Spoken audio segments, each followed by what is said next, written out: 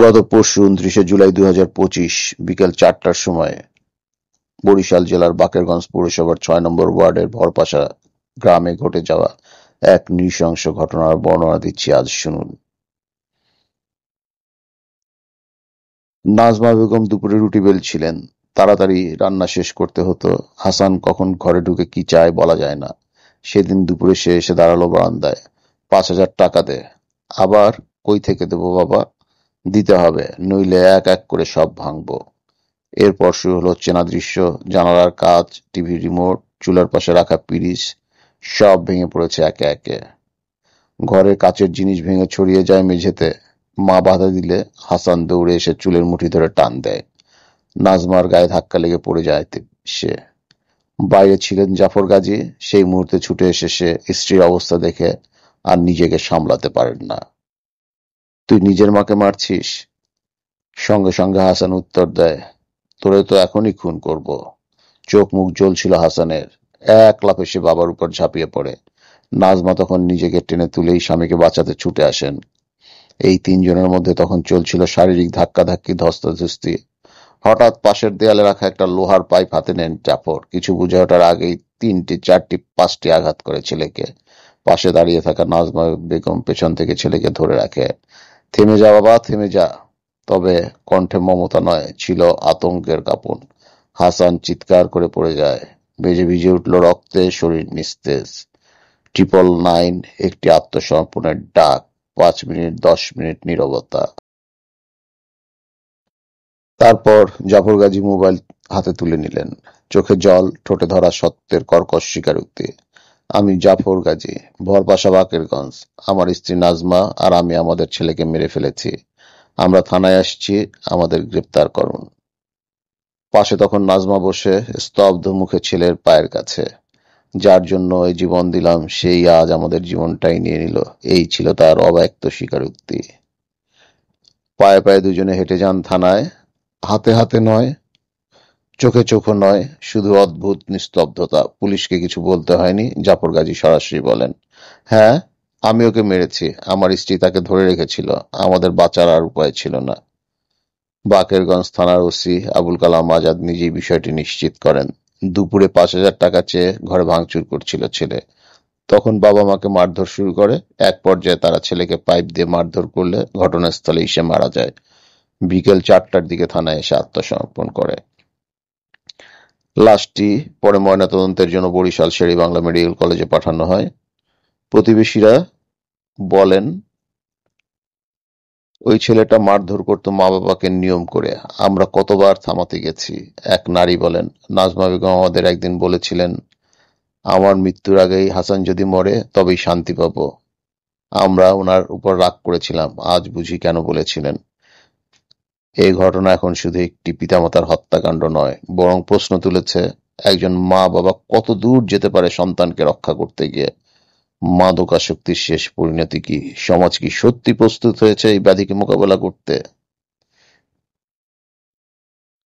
হাসান হত্যাকাণ্ড আমাদের মনে অনেক প্রশ্নের জন্ম দেয়। মাদকাসক্তি কি আমাদের সমাজকে সত্যি এমনভাবে ধ্বংস করে ফেলছে? আমরা কি পরিবার প্রথা পর্যন্ত ভেঙে ফেলতে বাধ্য হব? বাংলাদেশে মাদকাসক্তি বর্তমানে একটা মহামারীর রূপ নিয়েছে, বিশেষ করে যুব সমাজের মধ্যে। যুবকরাই দেশের ভবিষ্যৎ, কিন্তু মাদক তাদের জীবন, পরিবার এবং সমাজকে ধ্বংস করছে নিঃশব্দে। বরিশালের হাসান হত্যাকাণ্ড ছিল এই ভয়ঙ্কর বাস্তবতার একটা জ্বলন্ত দৃষ্টান্ত, যেখানে একটা পরিবার চরম পরিণতির মধ্যে পড়ে শুধুমাত্র মাদকের ভয়াবহ থাবার কারণে। বাংলাদেশের প্রত্যন্ত অঞ্চল থেকে শুরু করে শহরের অলিগলি পর্যন্ত ইয়াবা, গাঁজা, ফেনসিডিল, হিরোইন, আইস এবং নেশাজাতীয় ট্যাবলেটের ছড়াছড়ি। বিভিন্ন তথ্য মতে 2024 সালে জাতীয় মাদক দ্রব্য নিয়ন্ত্রণ অধিদপ্তরের রিপোর্ট অনুযায়ী দেশের প্রায় 70 লক্ষ মানুষ কোনো না কোনোভাবে মাদক ব্যবহার করে। এদের মধ্যে প্রায় 60% হচ্ছে 15 থেকে 35 বছর বয়সী যুবক। সীমান্তবর্তী জেলাগুলোতে, বিশেষ করে কক্সবাজার, চাঁপাইনবাবগঞ্জ, কুষ্টিয়া, দিনাজপুর এবং যশোর মাদকের প্রবেশদ্বার হিসেবে পরিচিত। তরুণদের মধ্যে চাকরির অনিশ্চয়তা, ভবিষ্যৎহীনতা এবং অর্থনৈতিক দুরবস্থার কারণে হতাশা বাড়ছে। অনেকেই সেই হতাশা থেকে পালানোর জন্য আশ্রয় নিচ্ছে মাদকের। অনেক সময় বন্ধুরা প্রথমে মজা হিসেবে একটি পিল বা সিগারেট ধরায়, পরে এটি অভ্যাসের রূপ নেয়। তরুণদের মধ্যে সাহসিকতা দেখানোর ভুল ধারণা থেকেও অনেকে মাদক নিতে শুরু করেছে। পারিবারিক অবিচার, অবহেলা কিংবা মা-বাবার সম্পর্কে টানাপোড়েনে অনেক তরুণ মানসিকভাবে দুর্বল হয়ে পড়ে। এই শূন্যতা পূরণ করতে গিয়ে তারা মাদকাসক্ত হয়ে যায়। জনপ্রিয় গানের লিরিক, সিনেমা বা টিকটক ভিডিওতে প্রায়ই নেশা গ্ল্যামারাইজ করা হয়। এটা তরুণদের মনে এক প্রকার মাদক সম্পর্কে বৈধতার ভাব তৈরি করে। মাদকাসক্ত সন্তানের কারণে পরিবারগুলো পরে চরম দুঃখ, অস্থিরতায়। হাসান তার মাকে ছুরি দিয়ে আঘাত করে। এটা কোনো বিচ্ছিন্ন ঘটনা নয়। প্রতিদিন দেশে শত শত পরিবার মাদকাসক্ত সন্তানদের কাছে এই হয়রানি, নির্যাতন আর আতঙ্কের শিকার হচ্ছে। মাদকাসক্ত তরুণদেরকে চুরি, ছিনতাই, হত্যা, ধর্ষণের মতো অপরাধের দিকে ঠেলে দেয়। তারা নিজেদেরকে নেশার খরচ চালাতে গিয়ে অপরাধে জড়িয়ে পড়ে। মাদকাসক্তদের মানসিক ও শারীরিক পুনর্বাসনে সরকারকে প্রতিবছর কোটি কোটি টাকা ব্যয় করতে হচ্ছে, কিন্তু সে তুলনায় কার্যকর ফলাফল পাওয়া যাচ্ছে না। মাদকাসক্তির কারণে পাড়া মহল্লায় শান্তি নষ্ট হয়, তরুণদের উপর অভিভাবকদের আস্থা হারিয়ে যায়, সমাজে এক ধরনের অসহায়তা, নিরাপত্তাহীনতা তৈরি হয়। মাদক বিরোধী অভিযান অনেকাংশে রাজনৈতিক প্রভাব ও দুর্নীতির কারণে কার্যকরীভাবে টিকে থাকতে পারে না। সীমান্তবর্তী এলাকাগুলোতে অনেক সময় আইনশৃঙ্খলা বাহিনীর কিছু সদস্য জড়িয়ে পড়ে পাচার সিন্ডিকেটের সাথে। স্কুল, কলেজ ও বিশ্ববিদ্যালয়ের নেশাবিরোধী শিক্ষা কার্যক্রম প্রায় অনুপস্থিত। অনেক বাবা-মা বিষয়টিকে লজ্জা বা গোপনীয়তার কারণে অন্যের কাছে প্রকাশ করে না। ফলে সন্তান তাদের সামনেই মাদকাসক্ত হতে থাকে। এর সমাধান আমাদেরকে খুঁজে বের করতে হবে। অবিলম্বে জাতীয়ভাবে মাদক বিরোধী সামাজিক আন্দোলন শুরু করতে হবে। এটি কেবল পুলিশের দায়িত্ব নয়, এটি সমাজের প্রতিটি মানুষের দায়িত্ব। স্কুল পর্যায় থেকেই মাদক বিরোধী শিক্ষা দিতে হবে। বই, পত্র, নাটক, চলচ্চিত্র, অনলাইন কন্টেন্টে মাদকের বিপদ তুলে ধরতে হবে। বেকারত্ব কমাতে ও কর্মসংস্থান তৈরি করতে বিভিন্ন প্রকল্প জোরদার করতে হবে। তরুণদের হতাশা কমলে মাদকেও তারা ঝুঁকবে না। পরিবারে বন্ধন জোরদার করতে হবে। সন্তানের সঙ্গে সংলাপ, সম্পর্ক, বিশ্বাসের জায়গা তৈরি করতে হবে।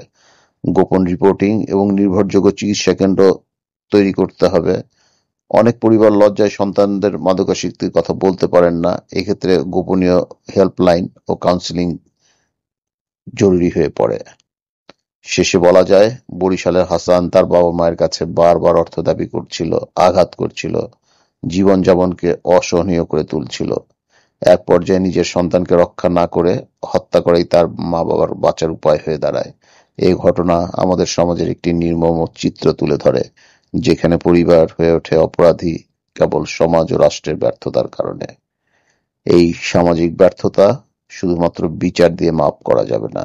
এর জন্য চাই সামষ্টিক জবাবদিহিতা, পরিকল্পিত প্রতিরোধ এবং আন্তরিক মনোযোগ। এই ঘটনার সবচেয়ে লক্ষণীয় বিষয় এই যে, যখন পুলিশের কাছে হাসানের বাবা স্বীকারোক্তি দিচ্ছিলেন, তখন তিনি বলেছিলেন তার প্রথম কর্তব্য তার স্ত্রীকে রক্ষা করা, আর এই স্ত্রীকে রক্ষা করতে গিয়ে তাকে শেষ পর্যন্ত তার মাদকাসক্ত সন্তানকে হত্যা করতে হয়েছে। সামাজিক ধ্যান-ধারণা, সামাজিক আচার-আচরণের ক্ষেত্রে আমরা কোন জায়গায় পৌঁছেছি যে সমাজের বয়স্ক সঙ্গীকে রক্ষা করার জন্য নিজের তরুণ সন্তানকে পর্যন্ত হত্যা করতে হয়েছে। অর্থাৎ মাদক আমাদের পারিবারিক ভিত্তিকে কোন জায়গায় পৌঁছে দিয়েছে, যেখানে আমাদের পরিবারতন্ত্রকে আবার নতুন করে ভাবতে হচ্ছে।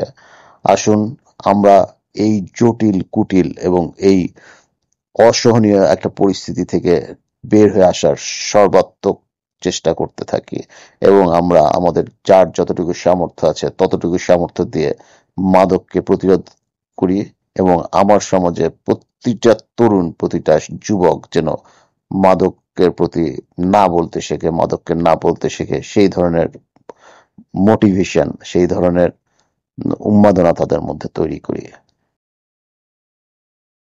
মাদককে না বলুন এবং সমাজের প্রতিটি সদস্যকে আপনার পরিবারের সদস্য ভাবুন, কারণ একটি কলুষিত সমাজে আপনার সন্তান কখনোই নিষ্কলুষভাবে গড়ে উঠতে পারে না। ভালো থাকবেন। এ ধরনের ঘটনা যেন পুনর্বার সমাজে না দেখতে হয়, তার জন্য সবসময় সতর্ক থাকবেন। ধন্যবাদ সবাইকে।